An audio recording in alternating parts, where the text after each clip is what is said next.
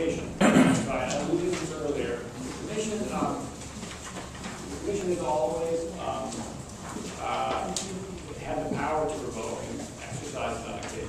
And normally what happens is something, work is done that's without a permit or in excess of a permit, but it gets a violation, and it goes to the commission, and the commission acts in some way.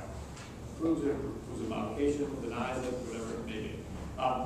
But in some cases, there's been such an egregious sort of violation of the law, we want to be able to just sort of pull over, or in addition, we don't want a permit to be lingering out there somehow. Because somehow changes happen, we don't want there to be confusion as to what a permit is. So the idea here is to actually revoke a permit, and not just issue a stop work permit, but to revoke it. And so that's what this process is designed to sort of mirror the Department of Buildings 10-day notice, where if we believe that there's been some condition that warrants revocation, we will notify somebody.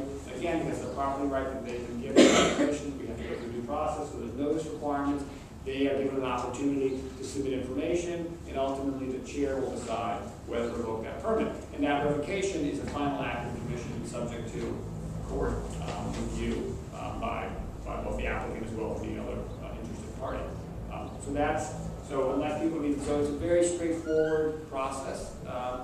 We don't anticipate it happening very much, but we do anticipate it happening on occasion, where we really feel like, or a permit's been issued in error, like something's happened, and we should have issued that permit. We want to make sure you can take it out of the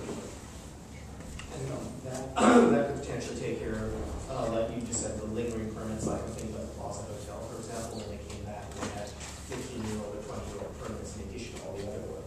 Well, no, because again, there's no wrong word. Right. What Cindy is referring to is up until 1992, the commission sort of in that view of the natural law debate was that appropriateness was forever, and we would prove something, and it was always appropriate.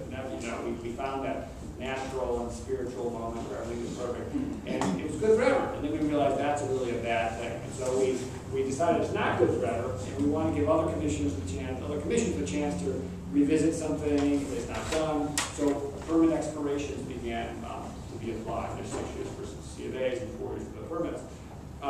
So yes, there are always going to be these things out there that were issued prior to '92 that are forever, out there. And there's been some. We've actually been, this is sort of on the level of theory.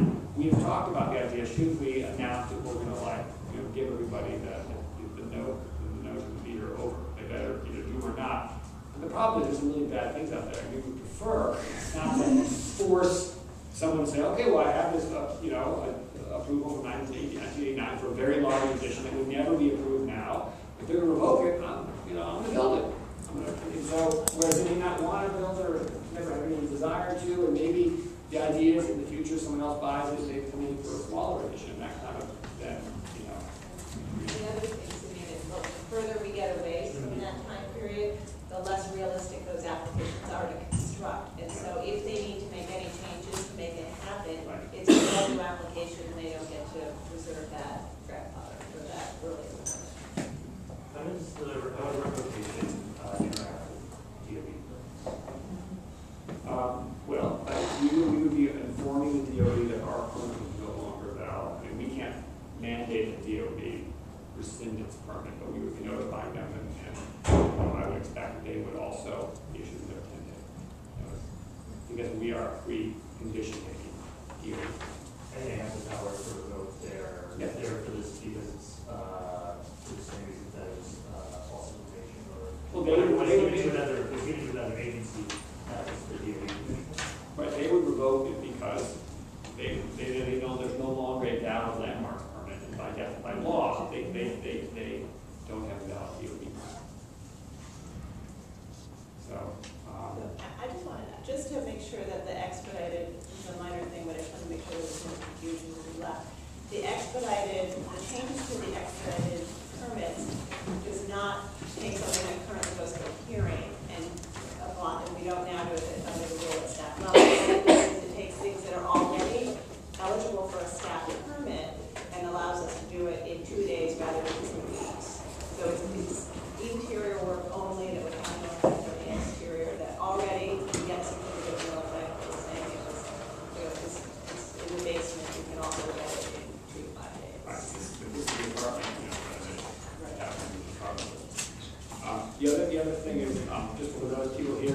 not, who are representing either architects or owners or neighbors, folks that would be hearing about it. It's not next to me, so I'll just mention it now. We will be putting up on the web in an effort to try to sort of, again, move permits pretty quickly.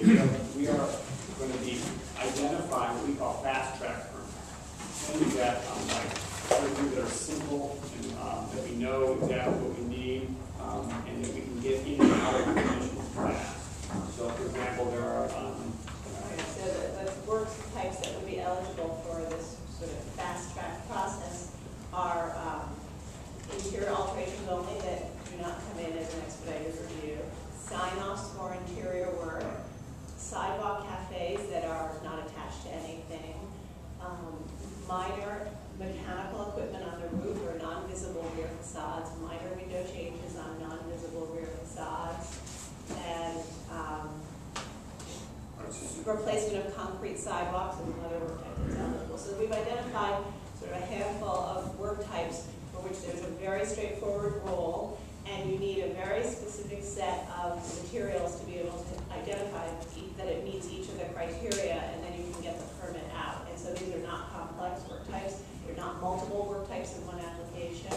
And so the idea is that we're able to, we have a designated team that are handling just these applications, and they're able to get them out within usually a couple of days of getting the application or the materials that they've requested.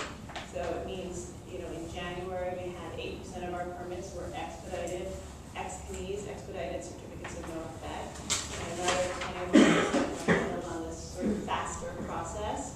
And so that means 30% of our permits were issued within 5 days of being complete, which is great. It frees up the staff time to handle the other, the high volume of other more complex applications. So it's more of administrative thing, it doesn't change what's being done at staff level. No substantive change to the rules, just a promise, or not a promise, that would be a rule. This is an aspirational that we want to get these out, in a fairly quick time. Okay, I think we're done.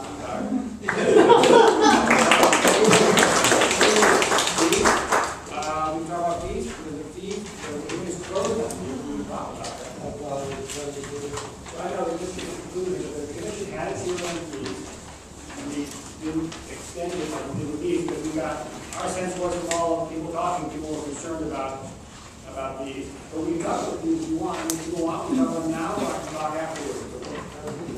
Yeah. Yeah, but, yeah. Mark and Sarah? But the primary hearing, we don't, we did not expect there to be much testimony. We can go through it. So fees. The commission adopted fees 6 years ago, 5 years ago. It generates approximately $1 million in revenue for the commission.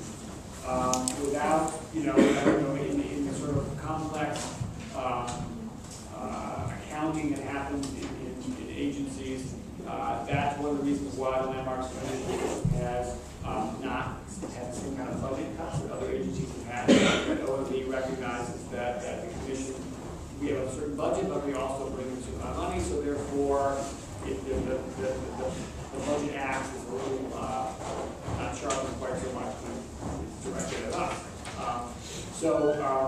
The commission, the rules, for the fees, the grade minor, we have gotten, and we have gotten exactly 3 complaints of the fees. One from a staff member. But the, what? They're too high. I mean, people don't, people say they don't like them, but they're too high. And we just, it's been remarkable the sort of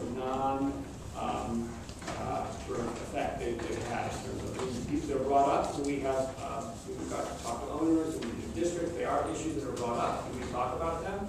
But I think that they're quite modest fees in the realm of government fees. So there is, the fee structure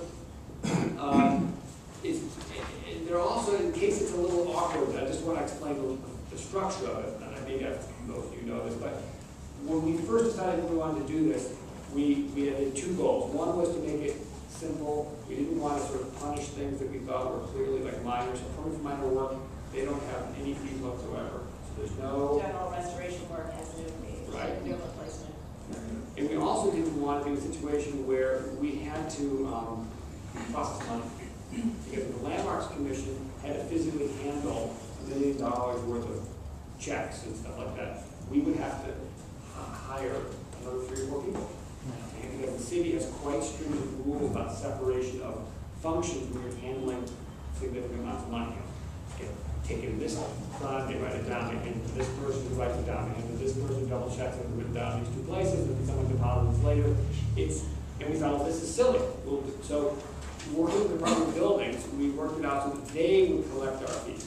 So, but to do that, we couldn't have it vastly different in terms of structure and how they do it, because they don't want to get into that. So that's why, for instance, it's modeled, we have a difference. We have with new buildings, the fee is per square foot. That's the way the Department of Building does it. Whereas for alterations, it's based on cost.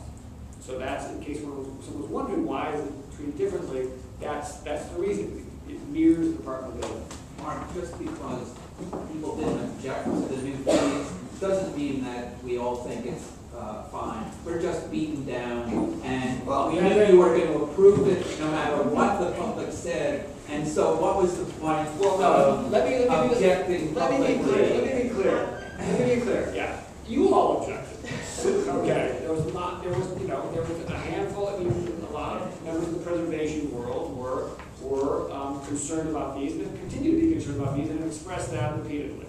Consider ideologically opposed. Well, and philosophically, ideologically opposed, right? And but what I'm here to say to you is that the experience of the commission has not been that it is something that is experienced by owners of buildings. It's something that's a problem at all. So They're beaten down too. I think we should be okay about it.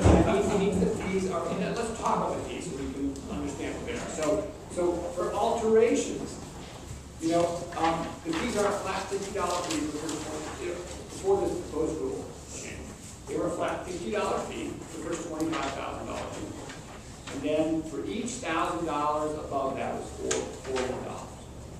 Okay? So it wasn't a lot of money for most things. I mean, the average fee is between like 50 and $125. I mean, most people, and it's a huge number of people are just paying the $20 to $50.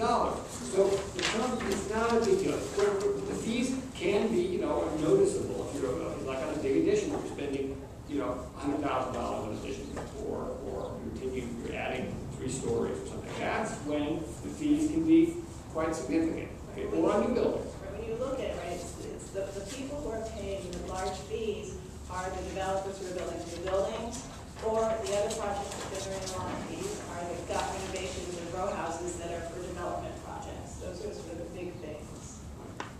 And so gut renovations that include a rooftop and a rear yard addition and excavation of a row house. And so where are those primarily? That's area?